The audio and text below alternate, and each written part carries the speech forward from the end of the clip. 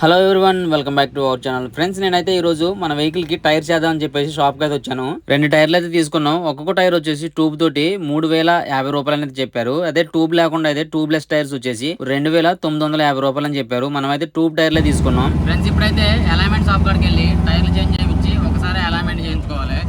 Alignment చేయించుకోకుండా టైర్లు వేసినట్టు మొత్తం కొరికేస్తా ఉంటుంది.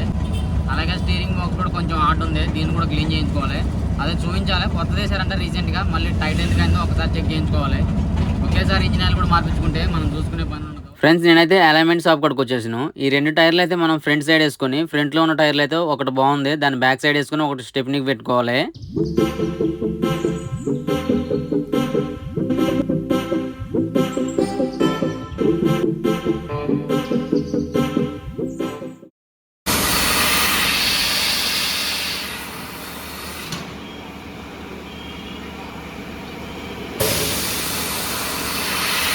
ఫ్రెండ్స్, ఒకసారి మనకి ఎట్లా సమ్మర్ కాబట్టి చెప్పి ఇంజిన్ ఆయిల్ మారుతున్నా. నెక్స్ట్ కూలెంట్ ఆయిల్, దీంట్లో వాటర్, అది నెక్స్ట్ రేడియేటర్ పైపు ఇవన్నీ కూడా చేంజ్ చేయించేస్తున్నా. Air filter sorry engine oil filter వచ్చింది. ఇవన్నీ కూడా చేంజ్ చేయించుకుంటే పనిలో పని అయిపోద్ది. మనం కిరాయిలు లాంగ్ తిరుగుతూ ఉంటాం, ఎటువంటి ఇబ్బంది లేకుండా ఉంటుంది. టైర్స్ అయితే చేంజ్ చేయించాం. అయితే ఇప్పుడు వచ్చేసి ఇది ఎటపాక రూటు సంటి చెట్టు, ఇది మెకానిక్ సెట్, ఇది భద్రాచలంలో. మనకి ఏదైనా స్పేర్స్ ఏమైనా పోయినా ఇక్కడికి వచ్చేసి చెప్పుకుంటా ఉంటున్నాను. అయితే ఈ వెహికల్ కి వచ్చేసి ఇట్లానే హీట్ కంప్లీట్ 2 టైమ్స్ రిపీట్ అయిందంట. 2 సార్లు ఎయిర్ తీసినా కానీ సెట్ కాలేదు. మా బ్రదర్ అయితే ఆలోచించకుండా రేడియేటర్ అండ్ పైపులు కూడా మొత్తం చేంజ్ చేయమని చెప్పేశారు. పాత రేడియేటర్ రిమూవ్ చేసినప్పుడు దీని నిండా కూడా రెడ్ కలర్ బురదుంది. ఇక్కడ వాటర్ అన్ని ఇనుకుపోయినా కానీ ఆ పైన కనపడుతున్న మకిలు వచ్చేసి అదే రెడ్ కలర్ జంగ్ వచ్చేసి అలానే కనపడుతుంది. దాని వల్లే హీట్ కంప్లీట్ వచ్చేసింది. పాత రేడియేటర్ కి వచ్చేసి ఒక్క హోల్ కూడా కరెక్ట్ లేదు, అన్ని హోల్స్ అయితే బ్లాక్ అయిపోయినాయి. దాని వల్ల హీట్ అయింది. ఈ పాత రేడియేటర్ డబ్బాలో ప్యాక్ చేసి మనం అయితే ఇంటికి తీసుకెళ్తున్నాం. వర్క్ అయితే కంప్లీట్ అయిపోయింది మొత్తం. ఇప్పుడు మనం సామాన్లు వేసుకోవాలి. కూలింగ్ ఆడుతుంది. ఒకవేళ ఎయిర్ పట్టిందంటే మళ్ళీ హీట్ ముళ్ళు టెంపరేచర్ లెగిసిపోతూ ఉంటుంది. అదొకటి మనం చూసుకోవాలి.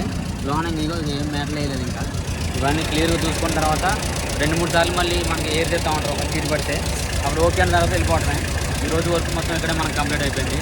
నెక్స్ట్ ఇంజిన్ ఆయిల్ మారవాలి. జస్ట్ ఇప్పుడైతే రేడియేటర్ వాటర్ ఇవన్నీ చేంజ్ చేశారు. మళ్ళీ ఇంజిన్ ఆయిల్ మార్చుకుంటే సరిపోద్ది. ఇప్పుడు ఇంజిన్ ఆయిల్ వచ్చేసి దీనికి లాస్ట్ టైం ఏది మార్చారు, ఇప్పుడు అదే మారుతున్నాం. గల్ఫ్ ఒకసారి ఒకటి మెయింటెనెన్స్ చేస్తే అదే మెయింటెనెన్స్ చేయాలి. అది గల్ఫ్ ఇంజిన్ ఆయిల్. ఇదైతే చేంజ్ చేస్తున్నాం. నెక్స్ట్ ఫిల్టర్ కూడా ఈ 2 వేసుకోవాలి. మనం ఓల్డ్ రేడియేటర్ సంచిలో పెట్టి రెడీగా ఉంచున్నాం పట్టుకెళ్ళిపోవడానికి. దూరతండో సుధీరు, ఇంజిన్ ఆయిల్ ఎలా ఉందో చెప్పు సుధీరు. కింద ఇంజిన్ ఎట్టుంది? కింద ఇంజిన్ బాగానే ఉందా? ఇంతకు నువ్వు ఇప్పకుండా చెక్కపడ్డది అంటున్నావు ఇంజిన్ ఆయిల్. చూసి ఏ టైప్లో ఉంది? ఆల్రెడీ అందులో ఉంది, గట్ల కట్టింది. ఇది ఎవరిదో మరి. మీ టైప్ ఇంజిన్ ఆయిల్ చూడు, కొంచెం జాగ్రత్తది. థ్రెడ్లు పోయినాయి అనుకో, ఇక ఏం లేదు, సత్తం మనకి తీసుకోలేదు దాన్ని. ఏంట్రా మంచిగుందా? బాగా చిక్కపడ్డదా? సర్లే మారు. కొత్త పైపు మెరిసిపోతుంది. ఇప్పుడు వేసినాం దీన్ని.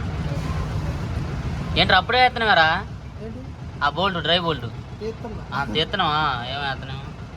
ఆయన ఫిల్టర్లో తీసినావా? సూపర్. చాలా ఉంది, తగ్గలేదు గారు చుక్క కూడా. మరి ఏరు మరి ఇది మెయిన్నెస్ బండు. ఏమైంది అక్కడ? లైట్ చెమ్మవుతుందా? తుడిసి అన్న బాగుండు రాస్తున్నావా? అదే ఎప్పటికప్పుడు చేసుకోకపోతే ఆ చిన్నదే పెద్దదైంది. యాక్చువల్గా ఏం పోయిందంటావు? అది వాళ్ళ ఊరి ప్యాకినా? సరే, ప్రస్తుతానికి అయితే రాసి ఇప్పుడైతే రన్ అయిందిగా. ఒక్క మూలైగా పోయింది, ఇక్కడ ఎక్కడ లేదుగా. ఓకే, అంత నీట్గా ఉంది. ఫ్రెండ్స్, వర్క్ మొత్తం కంప్లీట్ అయిపోయిన తర్వాత ఏ వెహికల్ అయినా సరే మెకానిక్ తోనే ట్రైల్ అయిపోవాలి. మన వెహికల్ కి వచ్చేసి ఎయిర్ తీసాం కాబట్టి అది సెట్ అయిందా లేదా, టెంపరేచర్ అనేది నార్మల్ లో ఉంటుందా, హీట్ లోకి వెళ్తుందా అనేది చెక్ చేసుకోవాలి. సుమారుగా 5 కిలోమీటర్ల వరకు అయితే ఇలానే ట్రైల్ కి వెళ్ళి వచ్చాం. మాకు చేసిన వర్క్ అయితే సెట్ అయిపోయింది.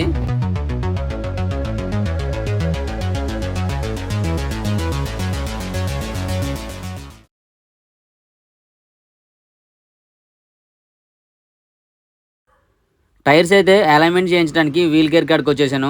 ఫస్ట్ టైం చేయించినప్పుడు నేనైతే ఓన్లీ టైర్లు చేంజ్ చేయించాను. మన వెహికల్ కి స్టీరింగ్ బాక్స్ కంప్లీట్ ఉండడం వల్ల నేనైతే మార్నింగ్ టైంలో అలైన్మెంట్ చేయించలేదు.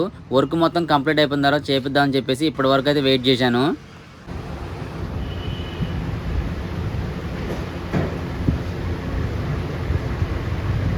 కొత్తదే, ఇది పాతదే.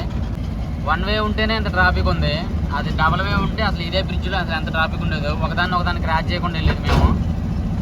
చూడండి సింగిల్ రూట్ అయినా కానీ ఇప్పుడు ఎంత ట్రాఫిక్ ఉంది ఇందులో, ఎటు వెళ్ళి అటు వెళ్తున్నా కానీ. నేను చూసారు కదా, నేను ఇంటికి వెళ్ళేటానికి ఏ టైం అవుతుందో. చాలామంది ప్రైజ్ ఎంత అదంతా అని అడుగుతున్నారు. ఇది అమ్మడానికి కాదు, ఇది మా ఓన్ వెహికల్. మేము అందుకే దగ్గర నుండి శుభ్రం చేయించుకున్నాం కిరాయిలు తిరగడానికి.